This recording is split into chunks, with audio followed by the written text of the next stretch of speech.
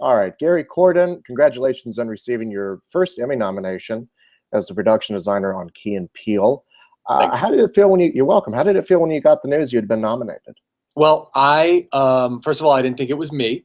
And someone texted me. I purposely, you know how they always talk about how, like, with awards, um, people are sitting by and they're waiting and they stayed up all night. I purposely avoided any sort of news or blog site. And someone texted me, "You got it." And I sort of knew what they were talking about and then said, "Are you sure?" They said, "Yes, it's right here on the website." So of course I was somewhere on set where there was zero internet reception. So I couldn't confirm what "you got it" meant. So before I started telling anybody that I had gotten an Emmy nomination, I waited for like multiple confirmations, like from my mom and from my wife and from my coworkers, before I could actually say out loud that I got an Emmy nomination, because it was my first time and it's something that I never thought would happen. And it happening to me, I still, while I'm talking to you, I still can't believe it. Well, congratulations again. Incidentally enough, last year you won the Art Directors Guild Award. Yeah. This season. So talk about what that kind of recognition meant for you. You'd been nominated before, but this was your first win. Well, it's the interesting thing about the film and television industry is that we just work. We work 70 hours a week. We go from project to project to project. You work with people you love. You work with the same crews over and over again. So for people like me, no matter how passionate you are about what you do, it's still work. So the moment that it changes from work and then being recognized by your peers, and most importantly, as in the Art Directors Guild, where the biggest and best production designers of film and television are voting, and they're voting for you, meaning me, it's, you really, I hate to use such a term, but like, you really do have to pinch yourself, because at the end of the day, you're just doing work. And then someone's picking you out of that and saying you did amazing work this year and we're noticing. And so I took it very seriously, and it was very humbling. And I still take a moment to say, I've been doing this forever, and there was a moment where I was nominated and won an award, and people noticed, and it's a very, very, very big deal. Now, I'm sure if people win 10 or 20, they at some point might start to feel like, okay, this is the kind of work I do. But for me, it was the first time, and the first time winning or being nominated for anything is a huge achievement in the creative arts industry, because there's so much other great talent out there doing such great work. Absolutely.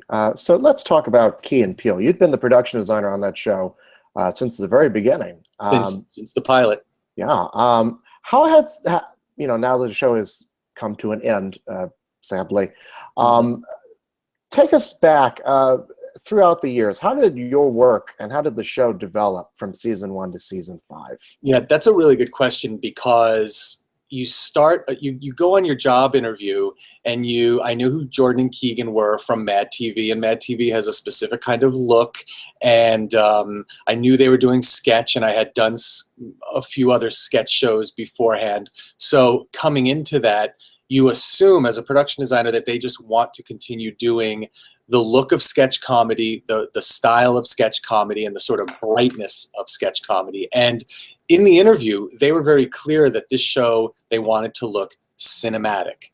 They wanted each piece to feel like it could have been lifted from a $100 million film by Steven Spielberg or Leonardo DiCaprio. And the moment they said that, I'm like, I've got to get this job. Like, I have to get this job, because as a production designer, to be able to do period and multiple different sets and then make them look real, like film, and have the support of the creatives, was something I had to have. So we did the pilot, and it was evident by the crew that they put together that once we started looking at the dailies, that this show didn't look like a sketch comedy show. And then in turn, it made me make sure that I was upping my game for the rest of the sketches we were shooting for the pilot. Then the pilot aired, when it got picked up, and the reaction was, "Oh my God, I saw that show you do. it's so funny, but wow, it looks so good. It looks like a feature. How did you guys do that? You must have had $1 million. You must have had all the time in the world. You must have had the biggest crew. To which I would reply, no, we had very small budget, no time, tiny crew, but we approached it cinematically. And the challenge of that is that each season, because we did 5 seasons, is that you want to top yourself each year. And so many times that's battling with the money people, or begging the producer for extra money, or really like reaching out to different vendors and building different kind of sets. So I think it was the reaction that fans and friends and peers were giving me and the rest of us on the show about the show that made us up our game each season, to keep it fresh and to not feel like we were ever slipping or phoning it in. So that's how the nice thing about being on Key and Peele for that many seasons was that we knew what we did last season. We would start a new season by saying, this year we're going to go even bigger and even better, and let's see if we can do it. Mm-hmm. Yeah, there is that cinematic quality to the sketches. Very surprising, like you said. So talk to us about some of the challenges episode by episode, mm-hmm. of getting the scripts in front of you and saying, okay, I've got to build this set. Yes. And, yeah, every day was a challenge. I'll just sum it up for you like this. Key and Peele, we would shoot 86 sketches in 7 weeks. Wow. And we would start the show. It was a 4-month job. So it's not like you work on it a whole year. It was a 4-month job. The art department would have 4 weeks to prep. So on your first day, you'd be handed a stack of scripts this big, 86 of them, and you'd quickly do the research, start breaking them down, working with the location manager, working with the director, working with the line producers to figure out where we're shooting these, what we're building on stage, what we're shooting on location. If we're going on location, how can we build 3 of these different sets? How can we build Pirate Shanty, Obama, and a nightclub on the same sound stage so we could do them all in one day? And you would start doing hand drawings, doing research, doing renders, start shopping all throughout Los Angeles. Now we're getting close. We found our locations, and we're shooting on Monday, and we would have multiple trucks filled with all our sets that have been built, shopped, and we would shoot 2 a day, 5 days a week, week after week after week after week. So it was insane because production is hard to begin with. It's 12, 13, 14-hour days. But in the morning, if you're shooting a Pirate Shanty, and in the afternoon, you're shooting Obama, the next morning, you're shooting aerobics workout, and then that afternoon after lunch, you're shooting Les Mis, you're only in Tuesday. It's Tuesday night, and you still have 6 more to do, and then you have to start it again on Monday, and that's how we did it in 7 weeks, and it was exhilarating. And it was frustrating because you always need more money, you need more time. But because we had such a rock solid crew, everyone understood what everyone was bringing to the table, and you brought your A game. And we knew that if this was the shot, the set started here and the set ended there, and that was it. If you tilted the camera a little to this, you'd see nothing. And that's how we did it. And we did it season after season after season. So by the end of that season, you'd be exhausted and you'd say, I've spent it all. I don't know how I could ever do this again. The show would get renewed for another season, and you'd go, I can't not do this again. This is like, this is like living on the edge of your seat. And so we would dive right in and do a whole nother season. And I think that's why, if you notice, the sets got bigger and crazier as the series went on, is because I think that we, meaning the art department and locations and the director, we got crazier as the series went on because we were fearless as to what we could build and pull off. For when I tell you no budget, I mean quite honestly, like no budget. So that's sort of the evolution of how the look of that show came to be. Right. It is really impressive. So let's talk a bit about the 2 episodes that you're nominated for. Mm-hmm. The season premiere and the series finale shows off a wide range of the not only the kind of sketches that they would do, but the kind of sets that you would build. So let's talk a bit about those 2 episodes. Sure. I chose those episodes. So what happens is for awards submissions, it's up to the department head to pick if they're going to submit an episode, and I think you get the opportunity to submit 2. The challenge with Key and Peele is that because we don't have any hero sets, we don't have any sets that we go back to and recur over, each and every one, it's really hard to pick 2 episodes from a season, because you had wished that the 4-minute sketch that's in episode 4 could be in episode 1. And so you just have to go with your gut and say, what shows the broad style that we're capable of doing on the show. So I picked the first episode because it had Pirate Shanty in it. And that kicked off the season.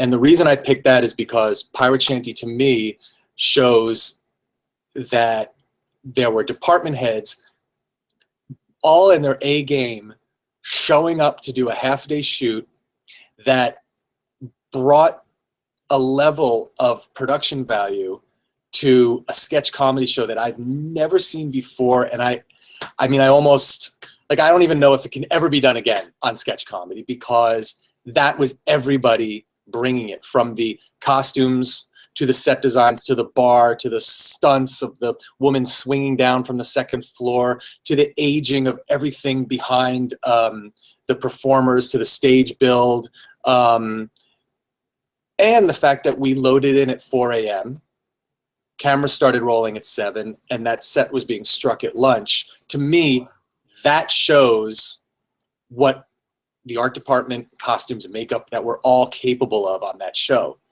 And then the last episode, I chose that, which was called The End, because, first of all, it was an emotional episode for all of us, because we knew the show was over. When we shot that, we knew that Keegan and Jordan weren't coming back. The public hadn't known yet. And so we were all shooting those sketches going, this is it. This is the last time we're going to do this. And we went all out with the Negro Town sketch. And so the Negro Town sketch is another example of finding amazing locations, turning them into period, a period street that has all inside jokes of this amazing fantasy town where racism doesn't exist, and police brutality doesn't exist, where every dream you want can come true. So for the graphics at the bank, and the graphics at the stores, and the movies that were playing at the movie theater all had inside jokes based on this African American utopia that doesn't exist, all with a Gene Kelly goofy 1950s oversaturated musical vibe, with an amazing song, incredible costumes, wild set designs and graphics, and a political statement that, still we shot that maybe a year and a half ago or a year ago, and it's still as culturally relevant today as it was then, and makes such a CNN evening news statement.